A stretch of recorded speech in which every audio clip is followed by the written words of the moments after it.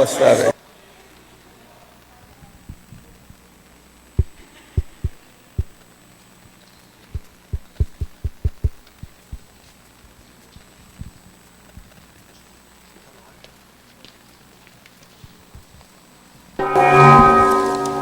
Tertúlia. Meu boa tarde aí para todos e todas. Hoje é dia 8 de maio de 2011, domingo. O verbete é 1923, 7 páginas, 45 logias e 13 máximas. O tema é anti-envelhecimento cerebral. A especialidade é a gerontocérebrologia. Quem redigiu esse verbete com muito critério, como sempre, foi a professora Rosa Nader, que é a deusa Minerva aqui das nossas moderações de debate. De modo que hoje ela está na poltrona dos réus para receber aí, sabe, todos os tiros. E outra coisa, mais uma vez, a Pilar está ali como um pilotis, segurando a barra. E outra coisa, assessorada ainda pela Malu, que está lá de lado. E no fim da história ainda tem a Flávia para equilibrar o assunto. Definologia. O anti-envelhecimento cerebral é o ato ou efeito de a consim homem ou mulher conseguir manter as funções cognitivas ativas, apesar do desgaste progressivo natural do cérebro pelo avançar da idade física, conquista obtida pela autodeterminação consciente em dedicar-se à prevenção holossomática antecipada desde a juventude. A expressão da autopensionização na maturidade consciencial. A resistência ao desgaste natural das estruturas cerebrais. O cultivo de extensa variedade de dispositivos de reconhecimento de padrões mnemônicos armazenados na mente desde a juventude. A manutenção do cérebro funcionante, preparando-o para o envelhecimento natural, lento e progressivo, de modo mais brando e com repercussões menos danosas. O gerenciamento eficiente dos 100 bilhões de neurônios com trilhões de conexões. E por aí vai. Eu li apenas um pedacinho aqui. Para vocês terem uma ideia, a fatologia tem muito mais de 20 linhas. Agora, o macrosoma intelectual inibindo o ataque da demência senil. E por aí vai também. Tem muitas linhas sobre a parafatologia. Na argumentologia tem profilaxia. 18 providências capazes de mitigar o desgaste natural do cérebro físico.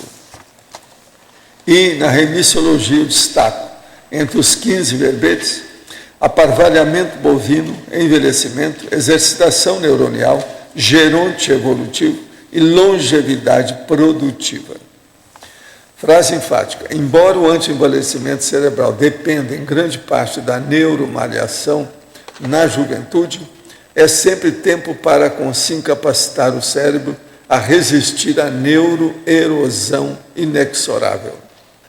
Você está ciente da responsabilidade quanto aos cuidados necessários para a preservação funcional do próprio cérebro? Quais ações práticas você já adota a favor do anti-envelhecimento cerebral? Desde quando? Eu quero lembrar que a bibliografia específica tem 20 fontes selecionadas. Agora, questionamento.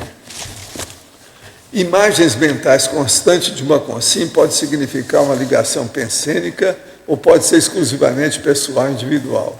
Aí precisa de ver, cada caso é um caso, tem que examinar de per si, examinar o que se passa. Agora, sempre se tem ligações anteriores nisso, isso é inevitável. Outra, há um mês tive uma projeção consciente, vi o momento certo quando saí do meu corpo, senti uma energia percorrer todo o meu corpo, daí me lembrei o que fazer agora, me lembrei quando o senhor falou numa tertúlia para pedir ajuda para o amparador.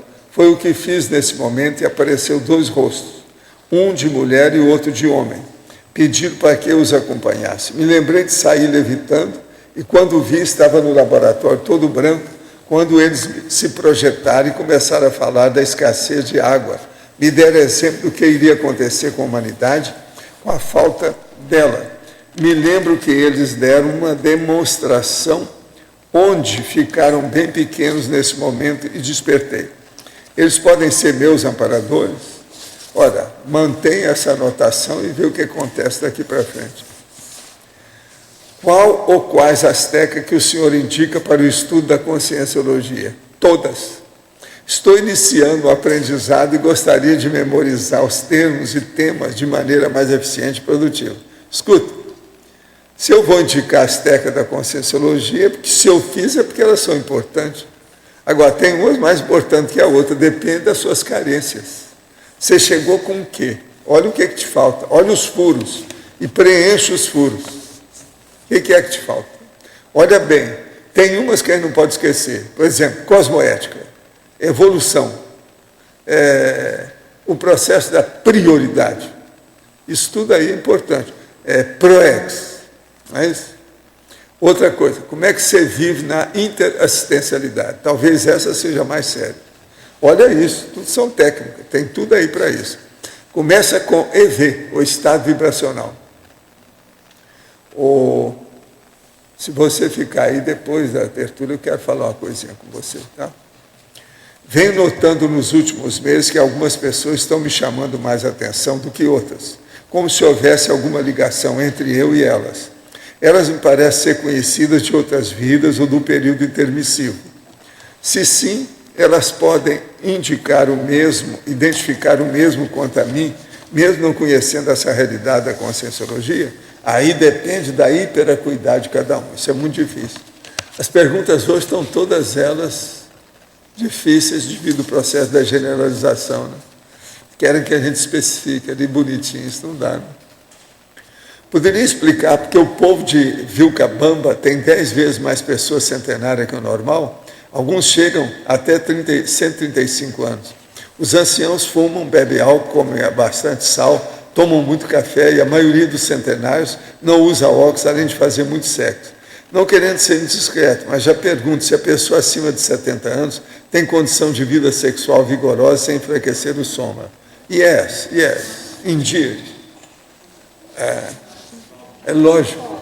Agora, ó, seria bom ver o meu verbete que eu falo sobre Vilcabamba. Confrontação urbanística é o nome que eu falo lá, é o título do verbete que eu falo sobre Vilcabamba, que eu comparo aqui com a nossa Cognópolis.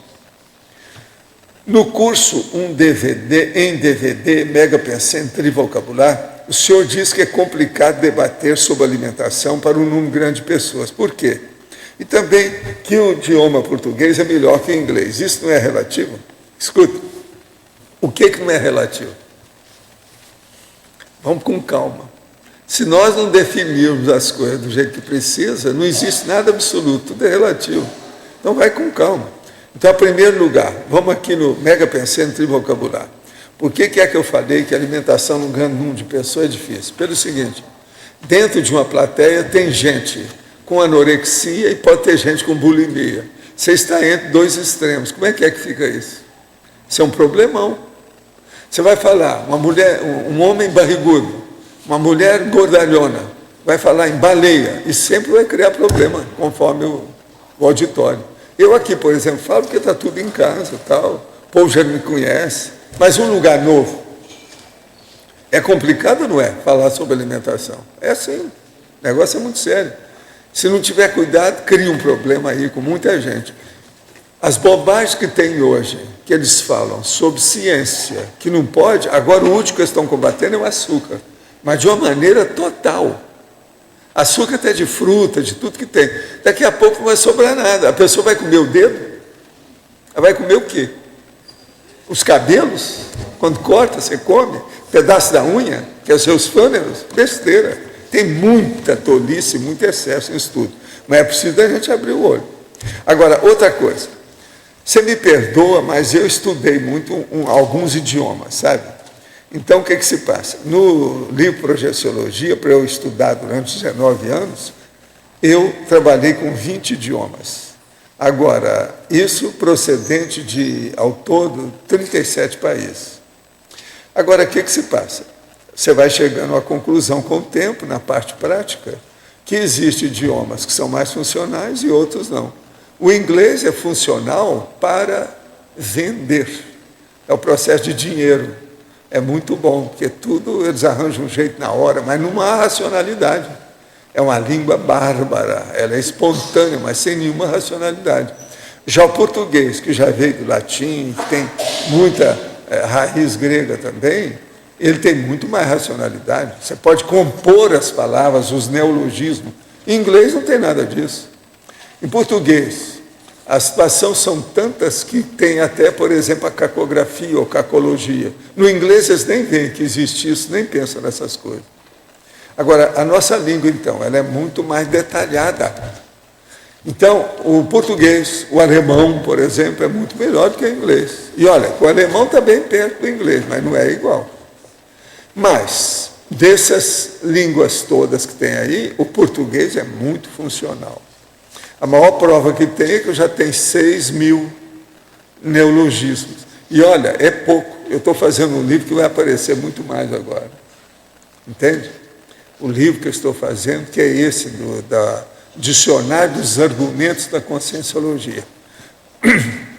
Eu estou trabalhando até agora com 600 páginas, mas eu já tenho 55 páginas que eu já poderia mostrar. Entende? Agora, todas elas têm base de logias que vão mexer com o processo do neologismo, da neologística. De modo que isso é o português que me permite. Se fosse outro idioma, não daria para fazer isso. Eu teria que estar usando esses recursos do inglês, de cortar as palavras, que negócio ia simplificar, ver tudo para poder vender. De modo que pense bem. Agora, ó, eu não sou fanático pelo lusitanismo, não, tá? Por exemplo, o conscienciês para mim é muito melhor que o português. Mas eu ainda não consigo dominar o idioma, tá? Estou só falando que às vezes você já consegue melhor do que eu, né? Falando em idioma português, está aqui, Manual do Texto Dissertativo, da Julieta Mendonça. Acabou de sair, está quente o livro, saiu do prelo. Agora veja, é o máximo esse livro aqui, para quem quer fazer uma dissertação, para a turma que escreve artigo, verbete e livro. Ele é o máximo. A Julieta é uma pessoa super viva nesse assunto. Esse aí vocês podem levar já para a biblioteca, tá? Porque ela já me deu um dedicado, esse aí foi o nosso amigo que me deu. Agora, outro, aqui ó, apareceu a nova edição do livro Coragem para Evoluir. É muita gente que cita esse livro. Se alguém quiser ver o livro, está aqui, sabe? É a segunda edição, que acabou de sair. Agora, outra pergunta. Tenho 24 anos e sou estudante de engenharia de computação. Estabeleci um conjunto de 20 experimentos do extrafísico para efeitos de autocomprovação. Vou para a 9ª tentativa de projeção através da técnica da projeção pela pineal. Ainda não tive descoincidência. Até agora estudei zunidos altos na cabeça, senti algumas ondulações densas e lentas no corpo todo. Também me esforço para manter a concentração e não devanear. Poderia me dar sugestões para otimizar a aplicação dessa técnica? Eu acho que é o seguinte, para fazer projeção é bom você estudar 5 técnicas. A maior delas é a da saturação projetiva. Coloca tudo sobre o tema da projeção na sua casa, na sua cama, no seu escritório, na sua mesa, na sala de jantar, até você ficar totalmente saturado com a ideia da projeção. Agora, pense sempre numa frase técnica, que isso aí a própria parapsicologia andou estudando. Eu estou dormindo ou estou acordado? Em qualquer lugar que você chegar. Se chegou aqui e veio falar comigo, você pergunta para você, eu estou dormindo ou estou acordado? Não, eu estou acordado. Então, com isso, quando você estiver fora do corpo, você vai perguntar, estou dormindo ou estou acordado? Aí você vai ver, opa, meu corpo está dormindo, você vai ver a situação. Aí você vai ter mais autoconsciência. Agora, para você, na Fatologia, página 02, 10ª linha, as pesquisas inconclusas sobre as diferenças anatômicas e funcionais entre o cérebro do homem e da mulher. Então, aqui pergunta, essa diferença funcional existe mesmo? O que pode nos dizer sobre a diferença entre o hemisfério direito e esquerdo dos homens e das mulheres? Na 3ª e 4ª idade, as consciências estão menos sujeitas ao efeito dos hormônios sexuais? Essa é uma contribuição da natureza para nos aproximar mais daquilo que realmente somos, consciência, na condição de ser mais livre? É correto pensar assim? Essa pessoa é de Lisboa, em Portugal. Essa diferença aí entre o homem e a mulher, cada um... Eu vi várias posições a respeito disso. Tem um resultado aí, que é a partir daquela hipótese, né, do cérebro bipartido, em hemisfério direito e esquerdo, que eu fiquei levantando uma hipótese, eu não vi isso escrito, que eles fizeram uma pesquisa assim, olha, e viram que o hemisfério direito, por causa de ser mais assim novidadeiro, né, mais relativo às coisas da novidade, eles atrofiavam um pouco mais rápido do que o cérebro, o hemisfério esquerdo, que é onde ficava o repositório das estruturas mais fixadas, mais rígidas. E aí eu fiquei me perguntando se a diferença não deve ser de sexo, mas assim, normalmente as mulheres, elas têm uma tendência a trabalhar mais com o hemisfério direito do que o homem com o hemisfério esquerdo. Então, talvez essa dedução possa vir de uma causa errônea, entendeu? Porque talvez não seja do sexo. Isso eu fiquei pensando comigo mesmo, com meus botões. Que se a pessoa trabalha, independente de ser homem ou mulher, trabalha mais com o cérebro, com o hemisfério direito, e com esquerda, e, aliás, esse é um outro mito, né, de que eles trabalham completamente independentes. Também eu fui estudando isso, porque o meu interesse nesse verbete foi estudar a parte do cérebro mesmo, sabe, físico aqui. O que as pessoas falam para poder eu entender o envelhecimento. Né? É um presente que eu me dei de 60 anos. Então, e eu precisava de entender essas coisas. E aí, é assim, então, tem alguns autores que dizem que tem diferença, outros dizem que não tem. Eu não digo nem que sim, que não. Eu fiquei levantando essa hipótese. Que se há um resultado, né, de que o hemisfério direito ele atrofia mais do que o hemisfério esquerdo, se a mulher tem a tendência mais a desenvolver o hemisfério, a usar mais o hemisfério direito, ela vai ter uma diferença significativa. Porque é a utilização do cérebro que vai fazer a constituição dele. Ele não nasceu pronto, ele vai se constituindo. Então, aí tem uma hipótese. Aí. Eu não vi isso escrito, mas eu deduzi. Escuta, a neurociência agora está estudando demais essa diferença dos cérebros. Aquela senhora que escreveu lá e recuperou o cérebro dela, o processo dela era no esquerdo. E ela acha que o direito é superior ao esquerdo. Pois é. Então, na fritada dos ovos. Agora, a mulher é superior ao homem em matéria de corpo. Então, veja, se ela vai para o lado direito, isso está certo, está tudo lógico. Então tem sua razão de ser. Outra coisa, o maior QI, se a gente for dar valor para QI, é de uma mulher que conseguiu 228. Não é isso? Agora, tem uma coisa também, que tem um dos mitos, né, de que trabalhar só o cérebro direito, o hemisfério direito, porque é um outro mito também, isso é um outro autor falando. Lógico. É que os mitos têm que ser cortados. Que agora, quando mexe numa estrutura, fazer, mexe na estrutura inteira. É bom fazer lucubração dessas coisas para ver o que dá. Né? Agora, outro para você. Poderia dar exemplos e ampliar a estrangeirismologia, página 01, as contribuições pesquisísticas do modelo Split Brain. Pois é, acabei de falar. Os insights indicativos de cérebro atuante. O check-up neurológico de rotina a partir da meia-idade física. Os brain scans, conceitos errôneos a respeito da função cerebral no senso comum. Então, essa contribuição pesquisística aí do modelo Split Brain é mais ou menos isso que eu falei mesmo. É o que eu mais assim entendi assim de recente, assim que eu consegui ver, foi isso, que o hemisfério direito encolhe porque é da novidade, onde não tem a estrutura bem formada, e que o esquerdo é o depósito de padrões mais bem definidos. Então, esse é um tipo de resultado. Agora, é verdade relativa de ponta. Daqui a pouco um outro cientista vai achar um neurocientista acha uma outra realidade. Cada dia eles falam uma coisa, né? Então, se você lê 3, 4 livros diferentes, você vê que não tem muito consenso, cada um fala uma coisa. Mas, assim, você consegue extrair uma ideia de toda a questão. O outro aqui, os insights, né? É assim, ó, se você... Eu convivi com meu pai, morreu com a doença de Alzheimer. Ele ficou 10 anos com esse problema, porque ninguém morre de Alzheimer, morre com Alzheimer, né? Então, nesses 10 anos, a gente via.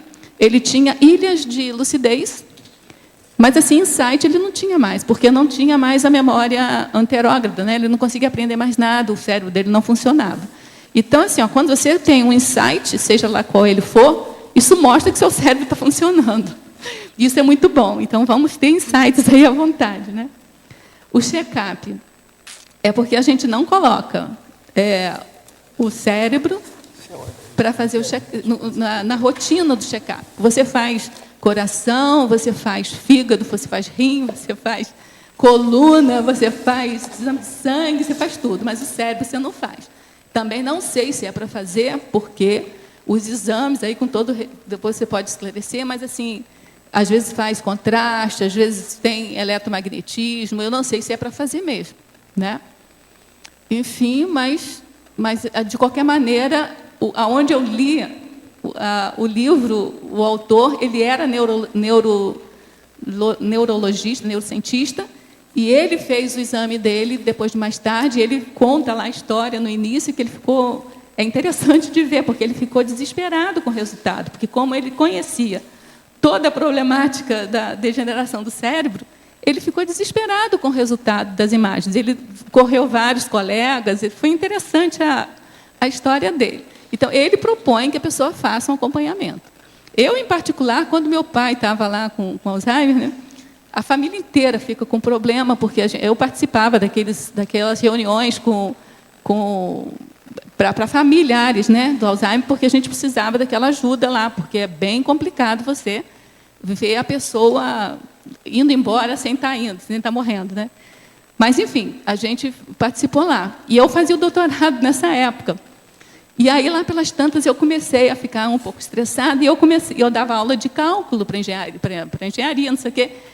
E eu comecei a ter, não, estou com dificuldade de fazer integral. Aí eu fui no médico, pedi uma tomografia computadorizada, porque eu já estava com Alzheimer. Porque um dos primeiros sintomas é a pessoa perder a capacidade de calcular. Mas eu falei assim, olha, mas eu sou da matemática. Capacidade de calcular, para mim, é fazer integral, fazer... Aí ele riu assim, falou assim, não, você, se não está aguentando fazer o doutorado, você sabe, não tem nada, entendeu? Mas, enfim, olha, mas normalmente de qualquer você maneira, eu te digo, você não tem o mal de Alzheimer, você tem o bem de Alzheimer. Tá certo? Gente, eu quero lembrar para vocês que o 9º Sinvex, ou Congresso dos Inversores, para a construção do primeiro laboratório radical da heurística, vai ser esses dias agora próximo. Você quer falar alguma coisa aí para nós, por favor?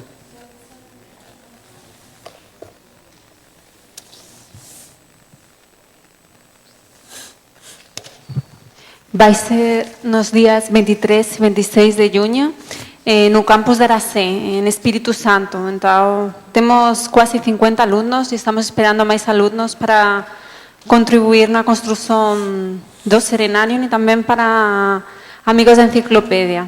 Então, estão todos convidados. Eu quero lembrar vocês que nós estamos aqui hoje com umas orquídeas de um lado, aqui do outro. Isso aí é só para dar um exemplo para vocês, que nós estamos montando o orquidário no discernimento. Lá precisa de gente para ajudar. Já tem muita coisa plantada, mas ainda tem que trabalhar, tem que aguar, tem que olhar, etc. Tal. E eu acho o seguinte, daqui uns 15 dias ou um mês, se eu ver uma pessoa aqui que não visitou esse orquidário, eu vou pisar no pé. Tá certo? É um processo tirânico e ditatorial, mas eu acho que é necessário. Por quê? A orquídea é uma coisa que nós temos que chegar e venerar, abrir, etc., observar bem, que é um caso sério. Aqui eles trouxeram uma orquídea, coitada, que está toda furada ali, ó, por formiga e alguma larva. Eles estão mostrando que está precisando de assistência mesmo. Deve ser por isso que arranjaram essa. De modo que vocês veem se vocês vão até lá para ver o orquidário. Está muito bem feito, tudo muito técnico. é bom examinar. Então, ó, vocês se preparem, vocês têm 15 dias para ir lá. Se não for, né, nós vamos dar um jeito. Entende? Eu acho que precisava de colocar até um livro lá para a pessoa assinar, que visitou, não é isso? Para a gente saber. E em pouco tempo tem que ter mais de 600 assinaturas, porque tem 600 pessoas nossas aqui, né? No mínimo tem que ter isso, não é verdade? De modo que vamos ajudar o orquidário, tá certo? No discernimento. Vale a pena, vocês vão ver, são princípios conscienciais botânicos, orquídeas. Lembre-se disso, é muito sério. E orquídeas, não há mulher que não fique perturbada com orquídea. Uma coisa interessante que eu também vi na minha vida é o seguinte: havia uma senhora que era esposa de um grande amigo meu, que era muito bonita, e chamava Orquídea. Entendendo? Então aquilo me chamou muita atenção. Eu ainda era rapaz, via aquelas coisas e falei, mas por que Orquídea? Ela era assim, de fechar o comércio, Orquídea. Entende? E o nome era esse mesmo. Entendeu? Isso é interessante a gente pensar. A gente está na mesma coleção, né? Eu sou rosa, ela é orquídea. Pois é, a coleção de flores, tem a rosa, né? Tem a outra rosa ali, e etc. Tem tantas aí, a gente fica até impressionado com isso. Não é isso? Mas agora, a orquídea é diferente, coitada, porque ela precisa de auxílio, né? Para viver a vida. O negócio é sério. E elas são muito multifacetadas, as orquídeas. Isso é que é impressionante. Parece que elas querem mostrar todas as outras flores do mundo, através delas mesmas. Não é isso? Não é estranho?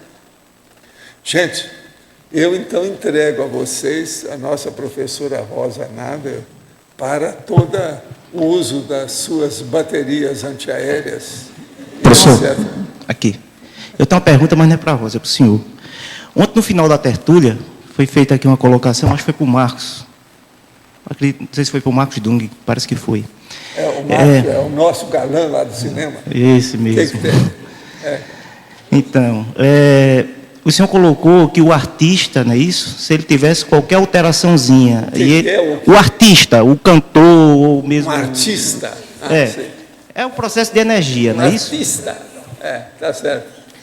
Então, a plateia, né, com aquele padrão energético de admiração, de contemplação e tal, aquilo não era positivo, né? Que se ele tivesse qualquer alteraçãozinha, aquilo ali. Agora, eu não entendi o porquê. Conforme o artista, seja, por exemplo, um compositor, um cantor, um artista, um ator de cinema, de televisão, se ele é sensível demais, dentro do processo do cardio-chakra, do psicossoma, ele às vezes recebe essas energias e aquilo. Então, se ele usa tóxico, então está danado. Por isso que muitos afundam. Agora, essas energias não são positivas, que vai em direção a ele? Nem sempre são positivas. Por exemplo, você acha que o Obama, com o negócio do Bin Laden, está todo mundo pensando bem dele? Você viu as manifestações públicas em Londres contra a matança, lá, o homicídio do homem? Aquilo é impressionante. Já pensou quanta gente pensando contra o Obama? Sim, isso aí é um caso. Você pensa que muita gente está pensando bem? Não é assim, não. Uma pessoa que pensa mal, se a energia tem alguma afinidade com aquela, vamos dizer, com a vítima, não adianta 1 milhão de outros pensarem bem a favor. Nem sempre vai dar. Porque a pessoa sensível, ela vai receber aquilo. Agora, num show, o senhor acha que num show vai ter ali pessoas com... Estou falando com um caso específico. Já que você falou em show, para por aí, deixa eu só abrir um parênteses da sua conversa. Lá na Clínica Maxwell, um grande compositor de música popular estava lá, devido tóxico. Ele então chega para mim e diz assim: Valdo, eu vou te pedir, eu tenho dentro de 2 semanas um big de um concerto numa praça de São Paulo. Você podia ir comigo, você fica atrás de mim e joga energia para eu aguentar a barra. Só para você ter uma ideia. Eu não fui com ele, mas eu falei assim: não, vamos fazer um arco voltaico aqui, vamos dar um jeito em você. Eu fiz, E daí uns dias saiu da clínica, foi, fez o show, parece que tudo deu certo depois. Agora, não sei se ele voltou com o toque, se ele conseguiu sair. Porque lá havia um monte desse povo.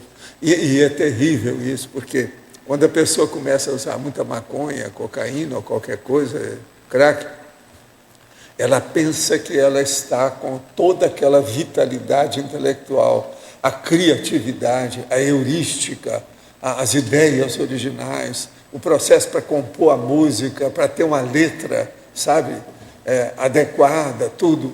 E a pessoa, então, continua escrevendo porque ela acha que ela é do mesmo jeito. E ela já perdeu todo o feeling.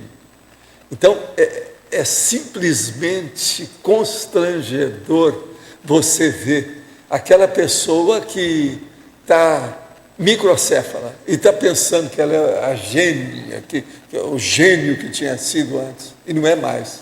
Agora, onde é que a gente expressa isso? Lá na Clínica Maxwell tinha o jornal da clínica, onde o povo, sabe, escreve. Eu não sei se ele ainda tem até hoje. Então, você via, através disso, das letras que ele escrevia, já não tinha mais uma pobreza, aquilo estiolava, não dá mais nada. Então é um negócio terrível isso. Agora, a turma lá é muito sensível ao processo de energia. Sensível pró, sensível contra. Você está entendendo? Agora, então, o sensível tudo... pró, né? Ele está ali. Eu acredito que as pessoas que estão ali presentes é porque tem uma afinidade, tem uma... Mas artista, você confia em artista? Aqui, você confia em artista? Presta atenção. Por exemplo, um artista que seja de palco é o maior fingidor profissional que tem. Ele vive fingindo as coisas, ele vive no mundo da mentira. Você pode confiar numa pessoa dessa?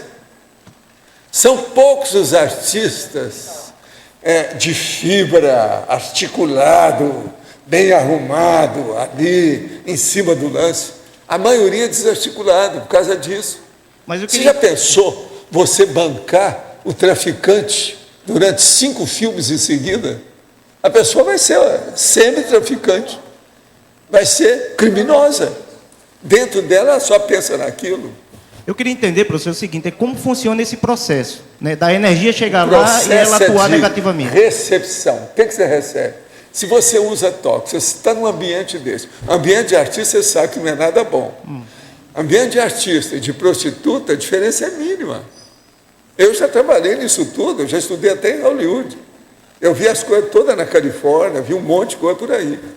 E outra coisa, vi no Japão, vi na China. Eu trabalhei com gente do Takarazuka, trabalhei com gente do Kabuki. Eu sei como é que essas coisas todas lá por dentro. E fui lá para estudar justamente esse processo da consciência. Então, o problema é de recepção. Se a pessoa, nesse holopensene, que é destrambelhado quase sempre, ela se sente ressentida com alguma coisa, uma emissão de energia negativa para ela vai ser muito mais importante que a outra que é boa. A boa, ela acha, não, aquilo é comigo mesmo, sou eu. Está apenas chancelando o que eu sou. Agora, se vem alguma coisa negativa, pronto. O egão do artista quase sempre é maior que ele. Isso é uma tendência. E outra coisa, ele tem que ser assim em parte, né? Até um certo ponto precisa. É a segurança que ele tem que ter, e ele não tem. Porque ele é artista, de modo geral, é freelancer. Ele nunca sabe o que vai acontecer na próxima semana. Um monte deles. Até firmar a vida demora demais. Você agora está entendendo por que é o negócio? Agora, olha, não sou só eu que vi isso, não. Isso é internacional.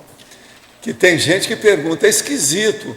Uma pessoa pública, por exemplo, às vezes tem uma coisinha toda, um desajuste, um transtorno superficial. Daí a pouco o negócio fica grave. Por quê? Porque o ambiente não é bom. Está recebendo um negócio negativo, aquilo piora. Entende? É o contrário daquela pessoa que pode estar aí com um negócio sério e aquilo melhora, porque o ambiente dela é bom.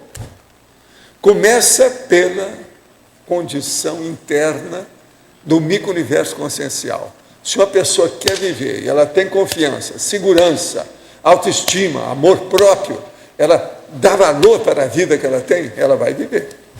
Agora, se ela jogar isso no buraco, ou ficar em dúvida, entrar naquilo que o povão hoje chama de vacilo, pronto, tudo dá para trás. Você olha, o Supremo Tribunal Federal, os caras são chamados vacilões pelo povo atualmente, porque eles não decidem as coisas direito. Aquilo lá não está bom, o Brasil não está bom. Se a magistratura não está boa, o Brasil está no buraco. Você está entendendo? Então, o processo nosso íntimo, como é sério, como é que influi nisso tudo. Agora, vamos puxar para o lado da política em si, né? Por exemplo, um político, né? Que a gente sabe que a grande maioria aí tem esse problema aí da cosmoética aí bem exacerbado, né? Então, isso é bem mais grave. O que tem? Nessa questão, por exemplo, ele está lá lidando com o eleitorado dele. Você veja, o tanto igual o Tancredo, quantos foram no Brasil, político, de uma hora para outra, sumiu. E alguns somem até no mar, e ninguém nem acha o corpo depois. Ainda tem isso ainda. Tudo é político.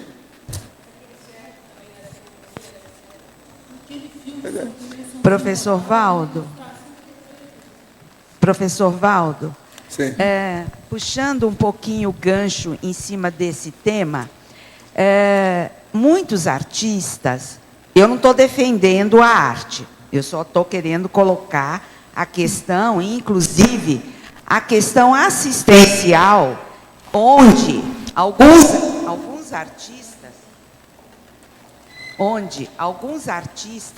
no desempenho.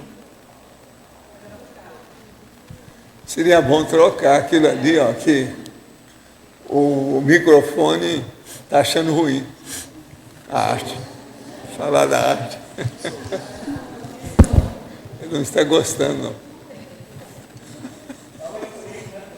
Hein? Então, onde alguns artistas, seja da música, no piano, ou dramaturgos, eles, a meu ver, em determinados momentos, praticam assistência através dos papéis que eles estão desempenhando. Concorda comigo? Plena Então, no grau... Isso é um grau elevado, aumentou o volume.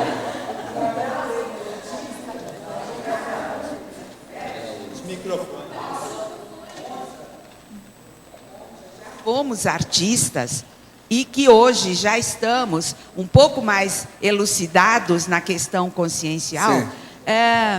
Como que a gente pode, aí o senhor está dizendo, está grifando a questão da arte na evolução. A arte, em tese, é uma droga. Devemos esquecer isso. Se nós partimos dessa premissa, está tudo bem. Então, vamos olhar as coisas com racionalidade. Pronto, aí já melhora. Agora, é lógico que tem muito artista bom. Por exemplo, certas músicas clássicas são fora de série. Tem um artista, por exemplo, igual Gregory Peck, que eu estava falando aqui ontem, que foi um grande cara. E assim vai, por aí vai, etc. É a questão evolutiva de cada consciência. Falando em arte. E daí? Você está entendendo? Falando em arte. Na mesma linguagem da música. E daí? E a vovozinha? O processo é a gente ver o que seja essencial. Entendeu como é que é? A situação toda é essa. Agora, que o processo artístico não é fácil. Outra coisa, as aparências enganam demais. E dentro da arte é onde elas enganam mais. Você já viu, por exemplo, a pessoa faz aquela obra artística, Hermès, sua lá da França, Hermès, aquela bolsa magnífica. E aí você vai comprar $15 mil, $150 mil, uma bolsa. Presta atenção. Isso é arte. E a vovozinha, vai bem? Como é que fica? Estou dando só um exemplo. E é artista. O mais importante, no meu modo de ver, é assim, é a questão intraconsciencial do artista. Não, isso porque não é do artista. Ele é ainda... a condição intraconsciencial de todos nós. É da humanidade. Porque nós somos até artistas das outras também. humanidades ou das outras parapopulações, dos outros planetas e das outras galáxias. A coisa mais séria é a intraconsciencialidade. Mas até aí morreu o Neves. Professora Rosa, se o cérebro perde 5 a 10% de peso após os 65 anos de idade e a memória torna-se mais lenta, posso afirmar que o raciocínio também fica mais lento? Observe esse fato em grande número de idosos. Você tem um novo ponto de vista sobre essa condição? Pois é, foi exatamente esse o motivo que me incentivou a fazer esse verbete, porque quando eu li o livro Paradoxo da Sabedoria, ele fala exatamente isso, que é um paradoxo onde, a partir dos 20 e poucos anos, né, os 27, né, o cérebro entra no escoamento, ele chama de escoamento cerebral, né, que assim, ele começa a perder, só que é muito lentamente que ele começa a perder a estrutura. Eu estou com 79 anos. Então, mas aí é que explica o paradoxo. Como eu vou falar agora devagar, raciocinar devagar. Mas aí é que entra o paradoxo. Aonde foi o meu taquipsiquismo? Como é que eu... O que mesmo que a gente estava falando? Não é assim? Não, mas olha só. Aí é que entra o paradoxo do ponto de vista da ciência convencional. Como é que é? 79 anos. Do ponto de vista da ciência convencional. Vai bem? Ela tem hipomnésia? Olha só, do ponto de vista do intrafísico, né? Olhando só o intrafísico, o que na média acontece. Então, o que acontece? Os fluxos, né? Os fluxos que alimentam lá as sinapses lá, elas vão diminuindo a velocidade um pouco, mas ao lado disso eu é equilibrado. Eu estou de pleno acordo com você e com os neurocientistas. Mas agora, depende de quem comanda, quem governa. Concordo, senhor. O cérebro. Eu concordo, senhor. Se o governante é bom, o Fusca vira aerojato. Eu tenho uma explicação também para isso. Espera só um instantinho. Então, assim, eu vou explicar primeiro o que eu entendi, né? Que me satisfez até um certo ponto. É isso que o Marcon tem dificuldade de entender. Até um certo ponto. Se o motorista é bom, você está entendendo? O pedalinho ganha do avião a jato. Mas a ideia é mais ou menos essa, entendeu? Que aí o que acontece? Se a pessoa tem um trabalho desde a infância, desde a adolescência, criando padrões de reconhecimentos, e aí, como os paraengramas, eles vêm e eles são vitalícios, eu acho que aí tem a interferência de outras vidas que a ciência convencional não fala. É aí que eu acho que a consciência comanda o cérebro, mas o normal é o cérebro começou a perder a força da estrutura. Seu papai teve o processo de Alzheimer, sim, tá certo? Teve. O meu avô, pai da minha mãe, que é muito chegado, que era muito chegado comigo, morreu com 94 para 95 anos. Nos últimos 15 anos, eu já falei aqui, a minha mãe pegava a batata para imitar o torresmo e dava para ele. E ele comia e falava assim, ô torresmo bom esse, tem mais? Você está entendendo? Estava totalmente com Alzheimer, mas violentamente alzheimaico. Você está entendendo como é que é? E então, como é que é? A minha irmã está aí. Ela está com 90 anos, você vai lá e conversa com ela, está toda lúcida. Mas sim. Eu estou com 79. Tudo depende. Não, tem a hereditariedade, tem uma coisa assim, é par e passo com o envelhecimento, mas não tem relação uma outra assim, coisa, específica, tem que ver gente que era primo e gente chegada ao meu avô, várias das minhas tias, etc., daquele povo todo, tia-avó, etc., tudo tiveram Alzheimer. Tinha uma que era a tia que tinha muita laranja no pomar, que a gente ia lá, que era incrível a situação dela, mas ela gostava muito da gente, menininho. Mas outra coisa, com o passar do tempo, não podia mais viver nem sozinho. A maioria delas tinha que arranjar uma companhia para viver junto, porque às vezes tinha aquela casa enorme, já era viúva, né? E tudo com Alzheimer. Assim, ó.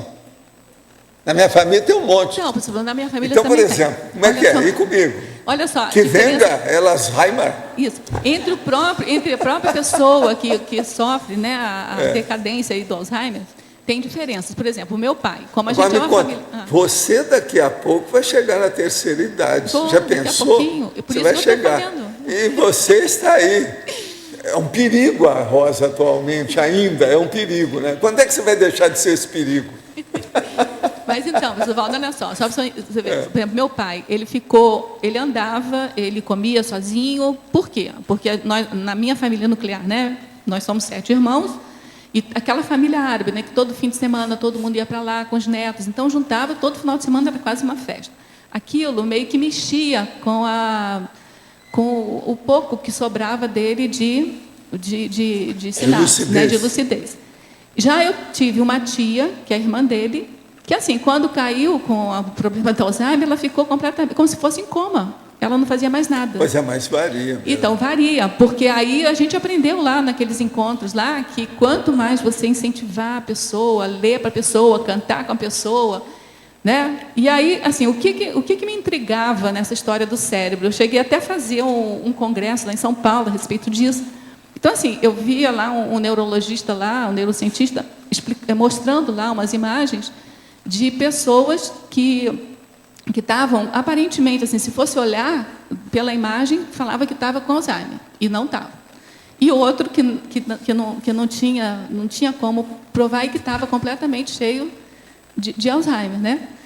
Então, assim, eu ficava querendo entender como é que era o processo desse cérebro. Por isso que eu estudei o verbete mais do ponto de vista intrafísico. Agora, eu entendo que, do ponto de vista extrafísico, quando você cria bastante para-engramas, quando você traz, isso altera toda a ordem da natureza do físico. Agora, do ponto de vista físico, o que eu entendi, né? É que, assim, você nasce, você começa a gerar neurônios, gerar sinapses.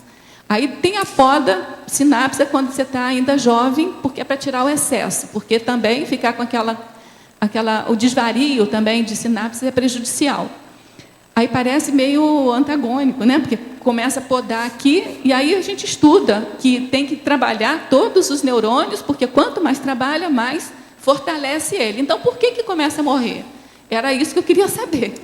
Então, assim, o que eu entendi é que começa aquela bainha de mielina, né, que ela sustenta o neurônio, ela começa a criar ali perdas de sustentabilidade e começa a criar como se fosse bloqueios, né, umas placas, fibrilas, sei lá o quê, que não deixa passar o líquido.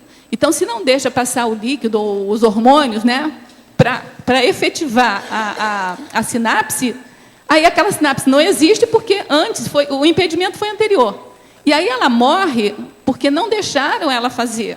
Então ela morre por inanição. Por inanição. Aí eu comecei a entender. Então o que a gente tem que fazer desde criança? Então esse meu recado aqui é para a minha próxima vida. Eu quero ter uma vida na próxima vida, não uma vida espartana. Eu quero ter uma vida ateniense, entendeu? Porque isso que foi a minha conversa com você há muitos anos. Hein? E eu deduzi isso desde uma conversa lá, já tem uns 4, 5 anos lá, quando o senhor falou lá que o senhor era espartano, o senhor era ateniense, eu disse, mas eu fui espartana. A árabe é muito boa, a do intelectual árabe, que a tendência dele é matemática. Ele vai levar a coisa com mais seriedade. Então, os arrênios da vida estão aí para mostrar isso. Pois é, mas... Está entendendo?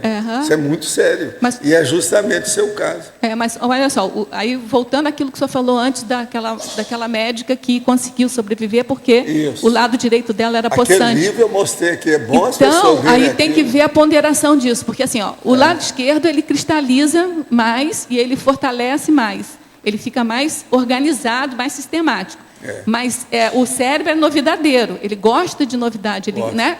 Então, assim, se o cérebro direito também não está aberto para novidade, ele pode prejudicar os dois. Consciente, então não adianta trabalhar só muito matemática, tem que fazer a novidade aí, tem que cada dia fazer uma coisa diferente, estudar coisas diferentes, né? Estudar cérebro quando você estudou matemática. Rosa, posso complementar uma professora aqui no lado B aqui, ó. Rodrigo, posso complementar um pouco isso que você está falando? Sim. Só para critério de complementação, a mielinização, que é justamente o fortalecimento dessa bainha de mielina, dos neurônios, elas são uma via que não é só de uma mão, né? Elas precisam passar pela etapa do andar, do falar e do pensar, né? Então, por isso também, né, você falou uma vida mais ateniense, uma vida menos espartana, mas a importância também da atividade física, como ajuda na reorganização neurofuncional, justamente para desocupar o cérebro das compensações, para fazer com que ele pense melhor. Sei. Né? E Mas justamente entre o contribui isso núcleo aí. e a periferia, É um processo presta atenção, a enorme. intelectualidade é o núcleo, a periferia é a psicomotricidade. Não, eu concordo com A você, mas o que eu estou psicomotricidade, né? falando é Só aquela pra dar uma pessoa, por complementação. exemplo, eu andava de bicicleta o dia inteiro, eu ia para a praia, jogava frescobol o dia inteiro, entendeu? Era demais. Esse equilíbrio. Então, né? eu fazia muito esporte, eu fazia direto. Assim, e eu tenho aí, com relação a isso, eu estou tendo agora um outro tipo de problema cerebral, que é porque eu tive poliomielite, agora eu usei demais os neurônios, e os meus neurônios musculares agora estão falindo, e o cérebro, né, que o cérebro, eu destaquei aqui quatro atributos que ele tem. Ele é otimizador, ele é pragmático, ele é resiliente, ele é neofílico. Mas a resiliência dele tem limite. Então, assim, se ele perde muito neurônio, ele cria dendritos para poder superar aquilo. Mas chega um momento que ele não aguenta mais. Então, Agora, é o caso que eu... coisa. Então, assim, o exercício físico, independente de ter tido, no meu caso aqui, que tive poliomielite, independente disso, tem que ter um limite para usar. Porque, sabe, não pode, sabe? Sempre E limite, tem que sempre moderado. trabalhar. Sempre moderado, de Gente, acordo com cada Agora, caso. eu concordo com você, tem que fazer exercício Mesmo físico. aqui, Né? mesmo tendo limite, disciplina, organização, dedicação aos processos, você às vezes não consegue sustentar, porque a vida humana é muito difícil. Observe as minhas deficiências e meus trafares. Eu vou falar 2 bravos para vocês, presta atenção. Eu tive um câncer justamente no lugar do coronochakra. Isso é um aviso, né? É o mínimo, mas é uma deficiência. Agora, o pior, eu estou com um processo justamente no lugar da dragona, lado esquerdo, e eu tenho, como é que chama aquela doença dessa? Bursite. Tenho a bursite aqui violenta. Agora, veja, essa bursite já tem um histórico terrível, porque meu braço tinha ido para trás. Então, veja, olha outra deficiência minha. O que eu vou fazer? E outra coisa, com toda essa dedicação, fazendo força para acertar, etc. Tal, como é que vocês... Não dá para passar a mão em cima disso. Você está entendendo? É um fato comigo, quer dizer, minha deficiência violenta. Então, mesmo com isso tudo, ainda tem as deficiências biológicas, orgânicas, somáticas. Nós temos que ir com calma com essas coisas. E o envelhecimento é assim, ó, do mesmo jeito que Pois é. você faz ruga no rosto, do mesmo jeito que você fica flácido, do mesmo jeito que você fica envergado, assim, que o corpo não sustenta mais, o cérebro é a mesma coisa, é um envelhecimento. Agora, outra ele coisa, murcha. eu trabalho então, a gente mais tem com que a trabalhar cabeça. com todas as hipóteses. Aquela Aqui, ó. listagem aqui é para poder ver se diminui a deficiência. Eu trabalho mais com a cabeça, dou mais valor para os processos encefálicos. Tudo que tem acontecido mais brabo da minha vida Cabeça. foi tudo na cabeça. A minha também. Meu nascimento, o acidente maior que eu tive na minha vida. Presta atenção. Como é que fica? Então, o negócio de você bater com a cabeça é um fato. Agora aqui. No livro Projeciologia, o senhor diz que o cérebro tem sua capacidade limitada devido à separação em 2 hemisférios. Saberia por que a evolução resultou nisso? Ela resultou para poder fazer o molho da hiperacuidade, que uma coisa julgando com a outra é melhor. No cosmos tem muita coisa que tem o processo duplo, é a chamada duplicidade. E essa duplicidade tem que caminhar de tal maneira até chegar a um ponto que ela não fique antagônica, mas que dê a harmonia. A hora que tem a harmonia dos 2 lados, a coisa melhora. Então, o processo dos hemisférios parece que tudo foi feito desse jeito. Nós temos vários órgãos duplos, inclusive testículos, pulmões e outra coisa, ovários, sabe, rins, isso tudo é um negócio sério. Então, ouvidos, olhos e o pior, nariz. Você tem 2 narinas. 2 braços. Então, é preciso a gente examinar essas coisas todas, que é o processo da duplicidade e o problema do antagonismo dos extremos. Eu falo muito em antipodia, para a pessoa estudar o antagonismo, para chegar na harmonia. Porque a harmonia é que manda nessas coisas todas. Por exemplo, eu estava aqui, senti que começou a esfriar a minha cabeça, antes que eu começasse a espirrar, eu coloquei o chapéu. Assim é a nossa vida, a vida toda. Agora parece, ó, diminuiu. Melhorou. Então eu já vou tirar, vamos ver o que vai dar. Você comentou na pergunta ali do Marconi, aquele artista, o criador, escritor, seja quem for, e que ele, pelo uso do tóxico, ele vai perdendo, ele empobrece, ele pensa que ele está muito criativo, ele não nota, ele acha que ele está abafando. Ele acha que ele é o mesmo de sempre. Eu queria igual, por exemplo, a gente, na minha idade, presta atenção, no meu caso. Eu, às vezes, tenho uma disposição que, quando eu tinha 17 anos, não era nada, né? Perante a minha disposição que eu tenho hoje. Entendi. Então, como é que fica? A pessoa se engana que fica com essas tacanho, né? Fica uma coisa modesta, a pessoa pensa que ela está abafando. Agora, você podia comentar a mesma situação com o sensitivo de efeito físico? Porque eu assisti aquele efeito físico de esplendor e depois dessa mesma pobreza virou um rascunho, uma coisa grosseira e a pessoa não percebia também, nesse caso. Queria que você comentasse o que produz isso, Valdo? Assédio? Não, é a mensagem que foi dada e, às vezes, o instrumento está caduco, está avariado. E pode ser por vaidade ali, no caso, também. Tinha aconteceu variado cada idade. Aquele caso que eu acompanhei. Então, ali também tinha um processo de vaidade que a pessoa pirou um pouco, assim, achou que ia aparecer sobre a Torre Eiffel, aquela coisa toda, e nunca aconteceu nada.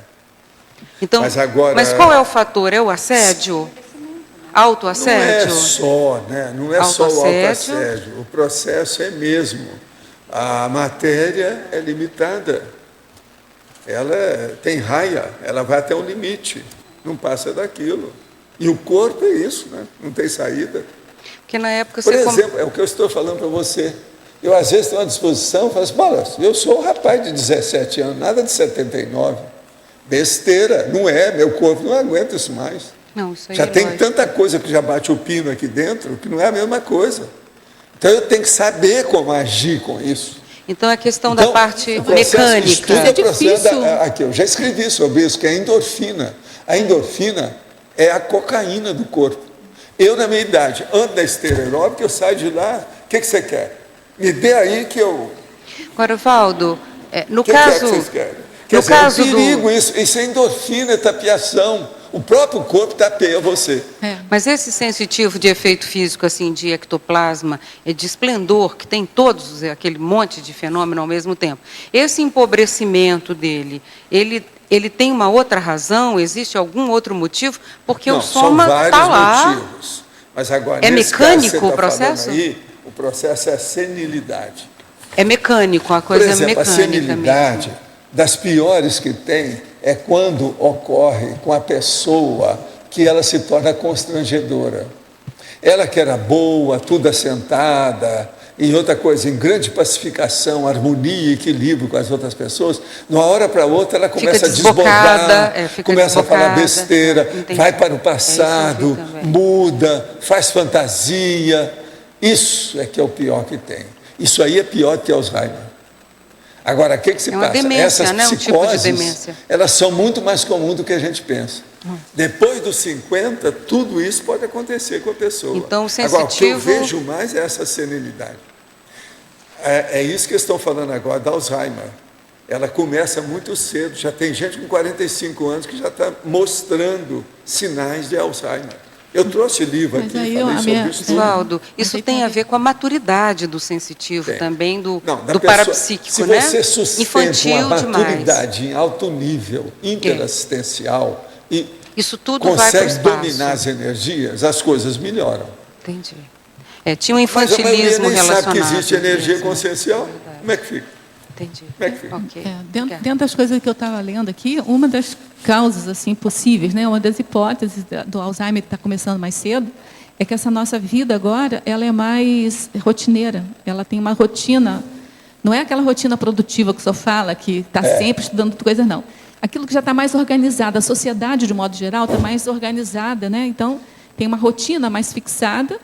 As pessoas estão alimentando cada vez pior, né, com esses aditivos assim, alimentares. Cada farturologia. Então, tudo isso vai Estuda aí, hein, Flu?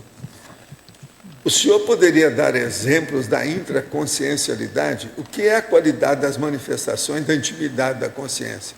Qual o melhor tipo de intimidade que devemos aplicar, ou as melhores técnicas intraconscienciais a serem utilizadas? Fala aí para nós como é o verbete intraconscienciologia, não é isso? Que é o mais sério, aquilo que eu escrevi, que tem 100 itens. Aqui, para o nosso amigo, eu indicaria ele ver esse verbete na enciclopédia. Intraconscienciologia. Ele tem 100 itens que vai dar uma ideia para você da complexidade do processo da vida intraconsciencial. Que lá é seríssimo. E deu muito trabalho para fazer aquele verbete. Vale a pena ver. Rosa, aqui no ar. Eu queria que você comentasse na terceira página, em binomiologia, o segundo binômio. O binômio identidade pessoal, singularidade humana, para melhor restauração das funções cerebrais. Você podia comentar qual que é a ideia por trás? Então, aqui, o que está por trás desse binômio aqui são os valores pessoais da pessoa, o quanto ela importa, né, na restauração aí das funções cerebrais. Restauração aí no sentido do envelhecimento e a restauração dela. À medida que ela tem valores e princípios diferentes, assim, ela pode mexer. Tem um outro lado que um outro autor coloca, que é assim, olha, com a vinda da biônica, né, aí entra a questão da bioética, a hipótese, né, de você conseguir chips, alguma coisa assim que possa mexer nos valores da pessoa, como é que fica isso, né? Como é que vai se dar essa questão aí das restaurações das funções cerebrais. Mas, basicamente, foi colocado aqui para a gente ver que os nossos valores pessoais, elas têm importância, que mexem, né, com a identidade pessoal, a singularidade humana, que elas têm uma importância muito grande nessa restauração das funções cerebrais. Rosa, aqui no B, Neida. Na página 2, no final da primeira linha da patologia, você colocou as mensurações das atividades cognitivas. Você pode falar de alguma técnica que a gente possa estar utilizando para isso? O que você Olha, pensou? normalmente, eu usei uma para mim bem pouco tempo. Eu estava achando que eu estava meio mal, assim. Aí eu me propus a fazer a prova da conscienciologia. E aí eu falei assim, eu vou medir o quanto é que eu estou de memória ou não. Entendeu? Porque eu estava numa fase meio ruim, assim, comigo, sabe? Então, eu falei assim, bom, e aí já está na sua idade, assim, mais para o cérebro fraquinho mesmo, né? E ainda com algum problema, assim, de estresse, alguma coisa, o cérebro não funciona direito. Eu ainda tenho dislexia, então complica mais ainda, sabe? Então, você troca alhos com bugalho, você faz uma confusão danada. E eu estava, assim, meio preocupada. Aí eu falei, bom, vou estudar para a prova. E o que eu mais gosto da prova da conscienciologia não é nem fazer a prova, é estudar para a prova. Aí eu fui estudar para a prova. E foi o meu melhor resultado, assim, maior. Assim, eu acho que duas coisas aconteceram. Eu soube estudar para a prova, ou seja, o paradoxo da sabedoria funcionou. Assim, eu estava com mais clareza, com mais... Que é isso que ele diz, né? Você pode estar com as suas fibras assim, um pouco mais lentas, mais moles, mas você tem uma sabedoria, você tem um conhecimento que supera toda a dificuldade. Daí o paradoxo que a gente vê, né? Não adianta a velhice, não vai derrubar, porque tem tanta sabedoria, até tão cristalina assim, a forma de pensar, que não altera. Ao contrário, até produz mais. Mas então aconteceu isso comigo. Aí eu fiquei super contentinha, sabe? Que eu fui bem na prova. É claro que a prova acho que estava mais fácil também, tal, mas assim, independente disso, eu poderia não ter lembrado, entendeu? Mas assim, esse foi um dos exercícios. Agora, o que está aqui é que assim, olha, tem uns testes assim laboratoriais que dizem que a pessoa, quando eu até coloquei uma colinha aqui para mim, que eles demonstram, né, que quando você tem umas habilidades já conquistadas, você faz aquilo muito mais rápido do que quando você quando você está aprendendo a fazer a coisa. Então, o que significa você ter uma habilidade já conquistada? É que você já trabalhou aquilo há mais tempo, então aqueles tais padrões de reconhecimento, sabe? Eles têm a teoria dos atratores, que aquilo você mexe é como se mexesse numa pontinha, aquele grupo de de neurônios, eles agem, então te favorecem a ter umas soluções mais rápidas. E a ideia é essa, para a gente não envelhecer, não perder a atividade cerebral com o envelhecimento. É você trabalhar, malhar bastante para você sempre criar isso. Entendeu? Então, laboratorialmente, já tem essa pesquisa. Entendeu? Tá bom. Só mais uma pergunta, Rosa, que no mesma patologia, na 9ª linha de baixo para cima, tem aí o fluxograma das diferentes formas de ativação das atividades encefálicas. Uhum. O que você fala desse fluxograma? Eu também coloquei aqui uma colinha para mim. É que para você desenvolver o cérebro, o ideal é você escolher campo de atividades que atraia você, mas que você não tem muita habilidade ali, porque senão você vai fazer o mesmo percurso sináptico que você já tinha antes. E aí, assim, você pode fazer um fluxograma, assim, um planejamento para você. Você vê todas as coisas que te atraem fazer, não só de leitura, de estudo, mas de atividade física mesmo, de trabalho, né? Trabalho manual. Tem um dos livros aqui que eu tenho, que até assim, você pentear o teu cabelo com a mão esquerda já ajuda, entendeu? Eu comecei a fazer isso comigo, achei divertido, entendeu? Então, assim, você está acostumado a pentear do lado direito. Se você pentear do lado esquerdo, já muda o teu esquema sináptico todinho. Já vai mexer com outro bloco de neurônio, entendeu? Então, a ideia é essa, é você fazer um fluxograma, um programa aí, para você ir mexendo com coisas que você gosta. Claro, você não vai fazer nada que você não gosta, mas que você não está acostumado a fazer. Para poder mexer com outra rede, para botar os neurônios para trabalharem. Tá bom. Entendeu? Obrigada. Eles são trabalhadores. Rosa, na página 4, maniologia, poderia explicar um pouco mais o idiotismo multiplicando o risco de Alzheimer?